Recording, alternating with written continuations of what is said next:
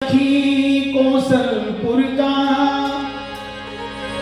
एक सखी खड़ी होकर कहती है, सखियों सुनो हमारी बात ध्यान से। कह उठी सखी कौशलपुर का, हम अचरज एक सुनाते हैं।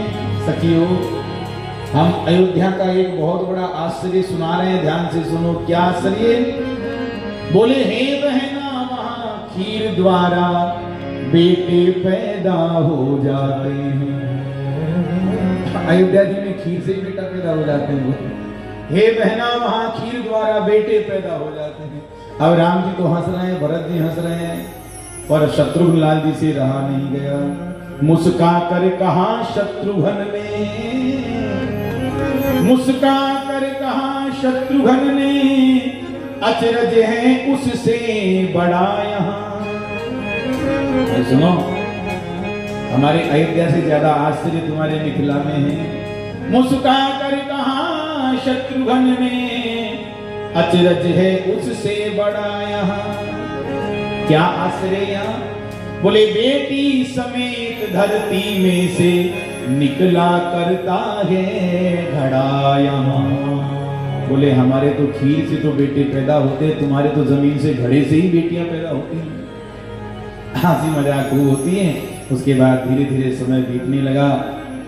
क्या बात है, रोज दशरथ जी विदाई मांगते हैं, पर कभी जनक जी, कभी सुनैना जी, कभी कोई है? इतना प्रेम, इतना आव भगत करते हैं, मन ही नहीं मान रहा है किसी का विदाई देने का। रोज कोई ना कोई बहाना बनाकर रख ही लेते हैं। अब देखो एक नियम है, रिश्तेदारी में ज्यादा नहीं रुकना चाहिए, नहीं मान धीरे धीरे घटने लगता है। हाँ, एक बार क्या हुआ, अरे कई मेहमान भी बड़े खतरनाक होते हैं महाराज, बहुत खतरनाक। हम एक नंबरी, वो दो नंबरी, एक कदम आगे। एक बार क्या हुआ, एक मेहमान आ गया किसी के, अब पति पत्नी बेचारे रहते अकेले। अब मेहमान ऐसा कि जाने का नाम ही नहीं ले, जड़े डाल ली वहां, जाने का नाम नहीं ले। अब बेचारा घर वाला जो था, मालिक था, वो रोज नक्शे, रोज टाइम टेबल लेकर आए। कभी रेलवे का टाइम है, कभी बस का टाइम टेबल पर घर दे की नजर पड़े कि भाई साहब जाएं तो सही, कैसे कहीं तो जाओ। वो जाने का नाम नहीं ले। 10-5 दिन बीत गए, 10-15 निकले तो घर वाले ने कहा अपनी पत्नी को, एक काम करो, जरा अलमारी से मकान की कागज तो ला कर दो, मुझे देखो तो सही ये मकान मेरे नाम है किसी और के नाम है। मेहमान ने सोचा भी इससे ज्यादा बेइज्जती क्या हो, ज्यादा रुक जाओगे तो 2-4-5 दिन रहोगे तो फिर पता है क्या होगा, फिर रिश्तेदार कहेंगे अरे अब तुम तो, अब घर वाले अब तो हमारे अपने घर के ही हो जाओ, चाय बना लो। ये क्या दुर्गति हो जाएगी। तो एक मेहमान आ गया, जाने का नाम नहीं लिए। पति पत्नी बेचारे सरल रहे, काम धाम करने वाले, आजकल के बच्चे करते हैं काम धाम, हम तो हमारे दो बाकी छुट्टी थी, तो दोनों रहते अकेले। मेहमान आ गया, मेहमान ऐसे जाने का नाम नहीं ले, रोज कोई ना कोई बहाना बनाए। अब पति ने देखा कि ये तो बड़ा झंझट हो गया, तो अपनी पत्नी को कहा सुनो, कल जो नाश्ता लेकर आओगी, सुबह का बाल भोग लाओगी, तो मैं तुम्हें खूब डांटूंगा, झूठे ही डांटूंगा, पर डांटूंगा, तुम रोना, खूब रोना, पर झूठे ही रोना, क्योंकि झूठे ही डांटेंगे तो झूठे ही रोना, असली में मत रोना। सारा कार्यक्रम बना लिया। अब सुबह देवी जी बेचारी लेकर आई, चाय नाश्ता लेकर आई, और पतिदेव बरस पड़े, तुम्हें शर्म नहीं आती, तुम ये करना नहीं जानती, ये सुख है, तेरे माँ बाप ने ये सिखाया तुम्हें, सेवा ठीक से नहीं, रोटी संग से नहीं बनाती, चाय नहीं बनाती, ये नहीं करती, वो नहीं। अब पत्नी हाय हाय करके फूट फूट कर रोने लगी, मुझे क्या दासी समझ रखा है, नौकरानी क्या उठा कर लाया मुझे, ब्याहता हूं, मैं भी विवाह करके आई हूं, मैं तुम्हारी नौकरानी हूं, काम नहीं करूंगी, मैं बंद, रोटी नहीं बनाऊंगी, भोजन बंद, आज से भोजन बंद। तो पतिदेव ने कहा तो 2-4 दिन नहीं बनाओगी तो क्या भूखे मर जाएंगे, मत बनाओ। मेहमान सब सुनता है, सुना कर कह रहे हैं, देवी जी कह रहे हैं 2-4-5 दिन भोजन बंद, नहीं बनाऊंगी। पति ने कहा कि नहीं खाएंगे तो कौन, मर जाएंगे, भूखे मर जाएंगे। मेहमान ने सोचा इनको ही नहीं मिलेगा तो हमको कहां से मिलेगा। बहन जी कह रहे हैं कि भोजन नहीं बनाऊंगी, भाई साहब कह रहे हैं 2-4 दिन नहीं खाएंगे तो क्या मर जाएंगे, अरे इनको ही नहीं मिल रहा तो हमको कहां से मिलेगा।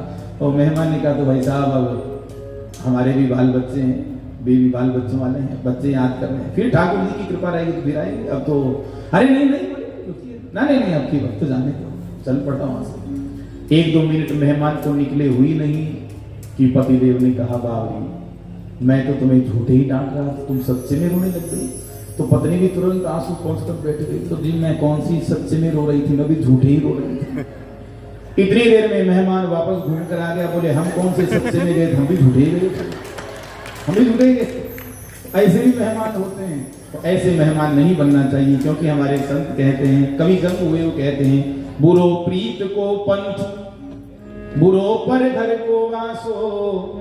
ज्यादा नहीं रहना चाहिए दूसरे घर में। बुरो नारी को नेह, बुरो मूर्ख को हासो। स्त्री का नेह भी ज्यादा ठीक नहीं है, और मूर्ख के साथ हंसी मजाक भी ज्यादा ठीक नहीं।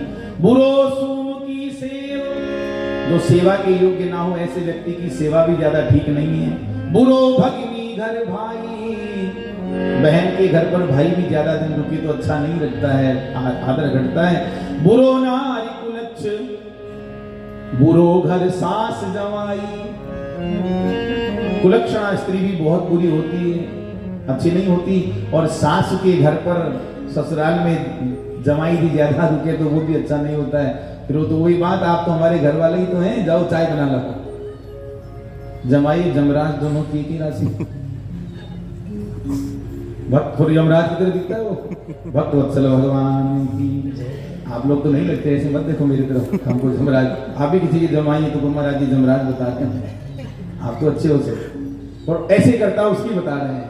बुरो सास घर जमाई, ज्यादा नहीं रुकना चाहिए। बुरो पेट प्रतिपाल, अपना ही पेट भरना। बच्चे भले ही भूखे मर रहे हैं, परिवार वाले भूखे मरे, मरे तो मरे, हमको तो अपना ही पेट भरना है। ऐसा व्यक्ति अच्छा नहीं होता है। बुरो सूरन में भागनो, लड़ाई में पीठ दिखाकर भागना बहुत बुरा होता है। कवि गंग कहे सुन शाह अकबर, सबसे बुरो है मांगनो। कवि गंग कहते हैं कि सबसे बुरा तो मांगना है, भीख मांग, हाथ फैलाना है। पर एक बात और बताऊं, ये जितने भी बैठे हैं सेवा समिति वाले, मत सोचना कि महाराज जी कह रहे हैं कि मांगना बुरा हो तो नहीं मांगेंगे, बंद नहीं। हमारे संत कहते हैं कि मर जाऊं मांगू नहीं, मर जाऊं मांगू नहीं अपने तन के काज। मैं मर जाऊंगा, अपने लिए मांगूंगा नहीं, पर परमार्थ के कारण मोहि मांगत आवे न लाज। परमार्थ के लिए, इन लोगों की सेवा के लिए अगर झोली भी फैलानी पड़े, भीख भी मांगना पड़े, तो शर्म नहीं करनी चाहिए, लाज नहीं आनी चाहिए। परमार्थ के लिए मांग रहे हैं, अपने लिए थोड़ी मांग रहे हैं। अपने लिए मांगना बुरा है, परमार्थ के लिए मांगना बुरा नहीं है। भक्त वत्सल भगवान की